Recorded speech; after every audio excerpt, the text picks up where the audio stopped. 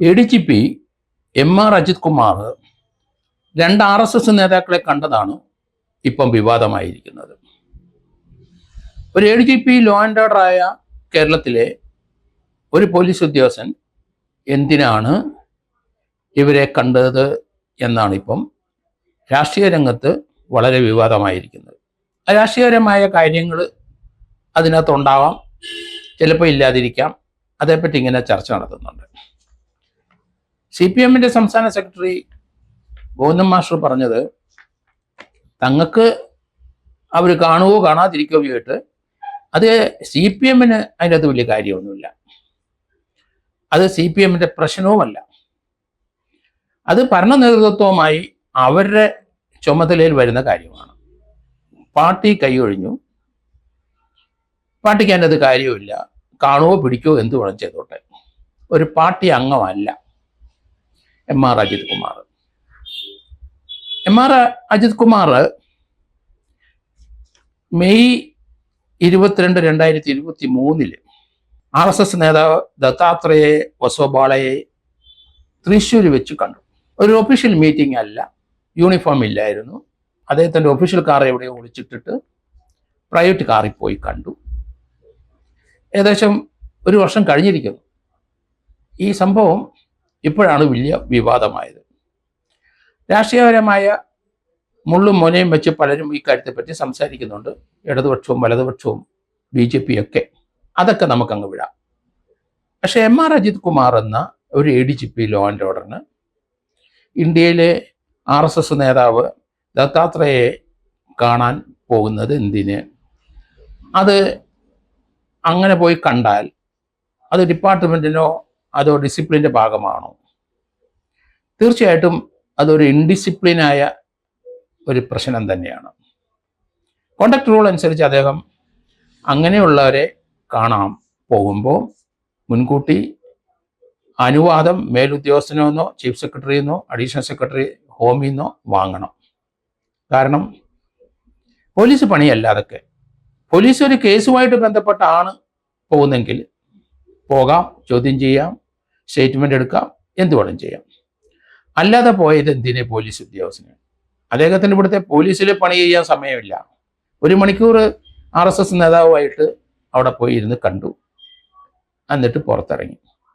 അതിനുശേഷം അദ്ദേഹം വീണ്ടും ഒരു 2-3 മാസം കഴിഞ്ഞപ്പോൾ കോവളത്ത് റാംതൻ എന്ന RSS നേതാവിനെ പോയി കണ്ടു. റാം മാധവനെ കണ്ടതിൽ എന്താണ് പ്രശ്നം? അങ്ങനെ കാണേണ്ട ആവശ്യമുണ്ടോ? അദ്ദേഹത്തിൻ്റെ ഔദ്യോഗിക കൃത്യത്തിൻ്റെ പരിധി വരുന്ന ഒരു കാര്യത്തിനുമല്ല, ഒരു കേസുമായിട്ട് ബന്ധപ്പെട്ടോ അങ്ങനെയുള്ള കാര്യത്തിനൊന്നുമല്ല. റാം മാധവനെ പോയി കണ്ടു.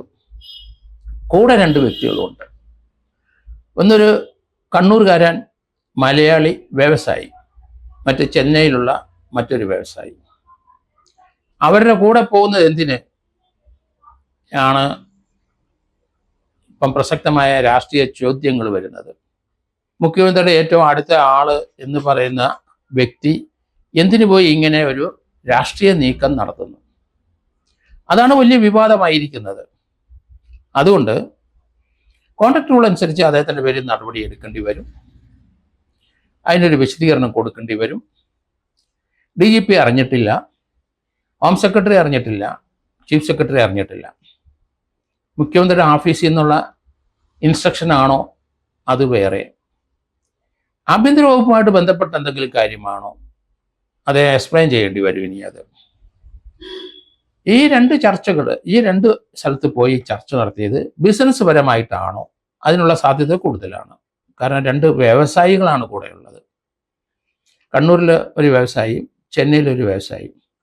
അദ്ദേഹത്തിന് വ്യവസായികളുമായിട്ട് എന്തെങ്കിലും ബന്ധമുണ്ടോ? തിരുവനന്തപുരത്ത് ട്രാവൻകൂർ കൊട്ടാരത്തിൻ്റെ അടുത്ത് അദ്ദേഹം വിവാദപരമായ ഒരു കൺസ്ട്രക്ഷൻ നടത്തുന്നുണ്ട്.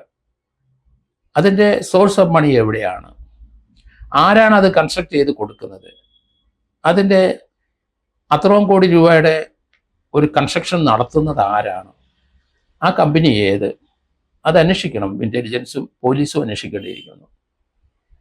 അതിൻ്റെ സോഴ്സ് ഓഫ് മണി എവിടെ നിന്നാണ്? അദ്ദേഹത്തിന് ബാങ്ക് ലോൺ ഉണ്ടോ? അതിൻ്റെ എസ്റ്റിമേറ്റ് എത്ര? അങ്ങനെയുള്ള കാര്യങ്ങൾ മുഴുവൻ ഇപ്പം പുറത്തേക്ക് വന്നേ പറ്റുള്ളൂ. അതൊരു വിജിലൻസ് എൻക്വയറിയുടെ പരിധി കൊണ്ടുവന്നേ പറ്റുള്ളൂ. കാരണം അദ്ദേഹം അത് ഡിക്ലെയർ ചെയ്തിട്ടുണ്ടോ, അദ്ദേഹം അതിൻ്റെ സോഴ്സ് ഡിക്ലെയർ ചെയ്തിട്ടുണ്ടോ എന്നുള്ള കാര്യങ്ങളൊക്കെ ഇനിയിപ്പം വരും. അതൊരു ആരോപണമായിട്ട് വന്നതുകൊണ്ട് അതിനെ സംബന്ധിക്കുന്ന ഒരു കേസ് വിജിലൻസ് സോമോട്ടായിട്ടോ ഗവൺമെൻറ് ഇൻസ്ട്രക്ഷൻ അനുസരിച്ചോ എടുത്തേ പറ്റുള്ളൂ. അതുമായിട്ട് ബന്ധപ്പെട്ട ഒരു ബിസിനസ് എന്തെങ്കിലും അദ്ദേഹം ചെയ്യുന്നുണ്ടോ, അതാണ് ആ രണ്ട് ബിസിനസ്സുകാരും അദ്ദേഹം അവിടെ വന്ന് റാം മാധവനെ പോയി കണ്ട അതിൻ്റെ ഉദ്ദേശം എന്ത്, അതിപ്പം ചോദ്യം ചെയ്യപ്പെടണം. അതിന് അദ്ദേഹത്തിന് മെമ്മോ കൊടുത്തിട്ട് വിശദീകരണം ചോദിക്കേണ്ടിയിരിക്കുന്നു. പൊതുവെ വിവാദക്കാരനായി മാറി ADGP അജിത് കുമാർ. അദ്ദേഹം നല്ല ഹാർഡ് വർക്കറാണ്. നമ്മൾ കണ്ടു അവിടെ വയനാട്ടിൽ ഒരു വട്ട സമയം അദ്ദേഹം അന്ന് മുതലേ ത്രൂ ഔട്ട് ഏകദേശം 10-30 ദിവസം അവിടെ തന്നെ ചെലവഴിച്ച് പോലീസിൻ്റെ ഇൻസ്ട്രക്ഷനൊക്കെ കൊടുത്തുകൊണ്ടിരിക്കുന്നു. പക്ഷേ പിന്നെ അദ്ദേഹത്തിൻ്റെ പേരിൽ ആരോപിച്ചിരിക്കുന്ന കുറ്റം കണ്ണൂരിലെ 2 പേരുടെ മിസ്സിങ്, കോഴിക്കോട്ടുള്ള ഒരാളുടെയും ഇടവണ്ണയിലുള്ള ഒരാളുടെയും മരണം. ഇടവണ്ണയിലെ മരണം എന്ന് പറയുന്നത് അത് വെടിവെച്ച് കൊന്നതാണ്. അത് വ്യക്തിവൈരാഗ്യം, ഒരു 2 പേര് തമ്മിലുള്ള വ്യക്തിവൈരാഗ്യമാണെന്നുള്ള രീതിയിലാണ് അതിൻ്റെ കുറ്റച്ചാർജ് കൊടുത്തിരിക്കുന്നത്. അപ്പോൾ അത് തീർച്ചയായിട്ടും അത് വിവാദമായി. കാരണം ആ കൊല്ലപ്പെട്ട പയ്യൻ്റെ മാതാപിതാക്കളും ഭാര്യയും പറയുന്നത് അത് സ്വർണ്ണക്കടത്തുമായിട്ട് ബന്ധപ്പെട്ട ഒരു കൊലപാതകമാണ്. ഷാൻ എന്ന ഒരാളാണ് ഇദ്ദേഹത്തിനെ വിളിച്ചുകൊണ്ടുപോയി കൊടുത്തത്. അതുപോലെ മാമി എന്ന ഒരാൾ കോഴിക്കോട് ഉണ്ട്, വ്യവസായിയാണ്. അദ്ദേഹം വീട്ടിൽ നിന്ന് ഇറങ്ങി 1 വർഷമായി ഇതുവരെ തിരിച്ചു വന്നിട്ടില്ല. ആ കേസ് ഡയറിയിലെ അന്വേഷണം അവിടുത്തെ ലോക്കൽ പോലീസ്, അവിടുത്തെ ലോക്കൽ ക്രൈം ഡിറ്റാച്ച്മെൻറ്റ്, അതുപോലെ തന്നെ അവിടുത്തെ ADGPയുടെ നേതൃത്വത്തിലെ ഒരു അന്വേഷണം, സുജിത് ദാസും ആ ടീമിലുണ്ടായിരുന്നു. അത് സ്വർണ്ണക്കടത്തുമായിട്ട് ബന്ധപ്പെട്ടതാണ് ഈ 2 കേസും. അതുകൊണ്ടാണ് ADGPയും സുജിത് ദാസും അത് സപ്രസ് ചെയ്ത് ആ അന്വേഷണം കറക്റ്റ് ട്രാക്കിൽ പോയില്ല എന്നാണ് PV അൻവർ പറഞ്ഞ ആരോപണത്തിൻ്റെ കുന്തമോനെ അതാണ്. അപ്പോൾ അത് എന്തായാലും വളരെ വിവാദമാണ്. ഏതായാലും സർക്കാർ അല്ലെങ്കിൽ DGP ഒരു ഉത്തരവിട്ടു, അത് ക്രൈംബ്രാഞ്ചിലേക്ക് ആ കേസ്, മാമിയുടെ കേസ് ക്രൈംബ്രാഞ്ചിൽ പോയി കഴിഞ്ഞു. ഇപ്പം മനസ്സിലാകുന്ന ആ കേസിനകത്ത് അദ്ദേഹത്തിൻ്റെ മിസ്സിങ്ങുമായിട്ട് ബന്ധപ്പെട്ട് 3 പേരെ കണ്ടെത്തിയിട്ടുണ്ട് എന്ന് പറയുന്നുണ്ട്. അത് എന്തുകൊണ്ടാണ് പ്രൂവ് ചെയ്യാത്തത്? ആ കണ്ടെത്തിയ ഒരു സ്വർണ്ണക്കടത്ത് കേസിലെ ആൾക്കാരാണോ? അതും ആണ് ക്രൈംബ്രാഞ്ച് അന്വേഷിക്കേണ്ടത്. അതുകൊണ്ടാണ് അന്വേഷണം നിന്നത്. അങ്ങനെ ആണെങ്കിൽ ആ സ്വർണ്ണക്കടത്തുമായിട്ട് ഈ പോലീസ് ഉദ്യോഗസ്ഥർക്ക് ബന്ധമുണ്ടെന്ന് ഒരു കൺക്ലൂഷനിൽ എത്തേണ്ടി വരും. അത് തന്നെയല്ല, പോലീസിന് എന്താ കാര്യം സ്വർണ്ണം ഉരുക്കിടുന്നിടത്ത് എന്നൊരു ചോദ്യം വരുന്നുണ്ട്. 156ഓളം ലോക്കൽ പോലീസ് കേസുകൾ സുജിത് ദാസിൻ്റെ കാലഘട്ടത്തിൽ അവിടെ എടുത്ത് സ്വർണം തട്ടിപ്പോവായിട്ട്, ആ സ്വർണം മുഴുവൻ ഇമ്പ്യൂരിറ്റീസ് കഴിഞ്ഞ് ലിക്വിഡായിട്ടോ സൊല്യൂഷനായിട്ടോ അങ്ങനെ വന്ന സ്വർണമാണ്. അത് പോലീസ് സ്റ്റേഷനിൽ ഒരാളെ ഇരുത്തി ആ സ്വർണവും ഇമ്പ്യൂരിറ്റീസും മാറ്റിയെടുക്കുന്ന പ്രക്രിയ അങ്ങനെ ഇന്ത്യയിൽ എങ്ങും അത് നടക്കുന്നതായിട്ട് കണ്ടിട്ടില്ല. അതൊരു ബിസിനസ്സാണ്. അതിനകത്ത് ഏത് പ്രൊവിഷൻ വെച്ചിട്ടാണ് ആ സുജിത് ദാസും സംഘവും ഈ സ്വർണം മാറ്റി പൂരിപ്പിച്ച് അത് അതിൻ്റെ പ്യൂരിറ്റി 22 കാരറ്റിലേക്ക് കൊണ്ടുവന്ന് ആ പ്രോസസ്സ്, അതിന് പോലീസിലോ നിയമത്തിലോ ഒരു വകുപ്പില്ല. അതിനകത്ത് വ്യക്തിപരമായ സാമ്പത്തിക നേട്ടം തന്നെയാണ്. അല്ലെങ്കിൽ പിന്നെ അങ്ങനെ ഒരു പ്രവർത്തിക്ക് ഒരു പോലീസ് ഉദ്യോഗസ്ഥൻ പോവില്ല, ആരും പോവില്ല. അപ്പോൾ അത് വലിയൊരു മേജർ കുറ്റം തന്നെയായിട്ട് കണക്കാക്കേണ്ടി വരും. ആ സ്വർണം ഉരുക്കിയത് തന്നെ, സ്വർണം തട്ടിച്ചതിന് കണക്കൊക്കെ വേറെ.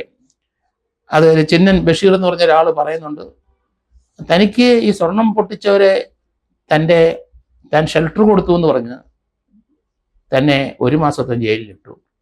പണം ചോദിച്ചു ഡാൻസ് ആപ്പിലെ പോലീസ് ഉദ്യോഗസ്ഥർ, ഇയാളുടെ 5 പൈസ ഇല്ലായിരുന്നു, അതുകൊണ്ട് കൊടുക്കാൻ പറ്റിയില്ല. മറ്റു പലരും പണം കൊടുത്ത് രക്ഷപ്പെടുന്നു. വലിയധികം ആരോപണങ്ങൾ ഈ സ്വർണ്ണ കേസുമായിട്ട് വന്നു കഴിഞ്ഞു. അതിന് ഉത്തരം പറയേണ്ടി വരും സുജിത് ദാസും, അതോടൊപ്പം തന്നെ അത് സൂപ്പർവൈസ് ചെയ്യുന്ന ADGPയും ഉത്തരം പറയേണ്ടി വരും. അതിലേക്ക് വരുന്നുണ്ട്. അതുപോലെ മലപ്പുറം SP ഇപ്പം ഈ കേസെല്ലാം CBIക്ക് അന്വേഷിക്കണം എന്ന് പറഞ്ഞ് ഒരു റിപ്പോർട്ട് ഗവൺമെൻറ്റിന് കൊടുത്തു. നന്നായി എന്നെനിക്ക് തോന്നുന്നു.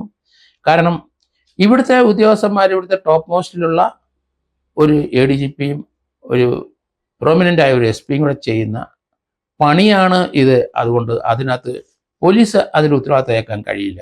അവർ വ്യക്തിപരമായി ചെയ്യുന്ന പ്രവർത്തികൾ അവർ തന്നെ അനുഭവിക്കണം എന്ന് തന്നെയായിരിക്കണം മലപ്പുറം SP ശശിധരൻ്റെ ആ ഒരു ചിന്ത. അതുകൊണ്ടാണ് അദ്ദേഹം അത് പോലീസിന് പരിക്കേൽക്കാതെ, പോലീസ് ഡിപ്പാർട്ട്മെന്റ് പരിക്കേൽക്കാതെ ഇവർ ചെയ്ത പ്രവർത്തികൾ അവരുടെ തലയിൽ തന്നെ ഇരിക്കണം എന്ന് കണക്കാക്കിയിട്ടായിരിക്കണം അദ്ദേഹം ആ റിപ്പോർട്ട് കൊടുത്തത്. അത് നല്ല കാര്യമായിട്ട് എനിക്ക് തോന്നുന്നുണ്ട്. കാരണം ഇവിടെ പോലീസിലെ ADGP ആയിട്ട് ഇരിക്കുന്നിടത്തോളം, പ്രത്യേകിച്ച് ലോ ആൻഡ് ഓർഡർ ഇരിക്കുന്നിടത്തോളം കാലം സ്വാധീനിക്കും. കീഴിലുള്ള ഉദ്യോഗസ്ഥർ അദ്ദേഹത്തിനെതിരായിട്ട് ഒരു റിപ്പോർട്ട് എഴുതുമ്പോൾ ഒന്നുകൂടെ ചിന്തിക്കും, അതൊന്ന് മയപ്പെടുത്തും. അങ്ങനെയൊക്കെ തന്നെ അത് കേസ് അത് എങ്ങും എത്താതെ പോകും എന്ന് കരുതിയിട്ടാവണം അവിടുത്തെ മലപ്പുറം SP ഇതൊരു CBI അന്വേഷണത്തിന് കൊടുക്കണമെന്ന്. പക്ഷെ അത് DGP തള്ളിക്കളഞ്ഞു. അപ്പോൾ DGP ആ കേസിൻ്റെ അന്വേഷണം നടത്തിയിട്ട് എന്താണ് അതിൻ്റെ റിസൾട്ട്, അതിൻ്റെ റിപ്പോർട്ട് കൊടുക്കുന്നതെന്ന് നമുക്ക് അടുത്ത ദിവസം അറിയാൻ സാധിക്കും.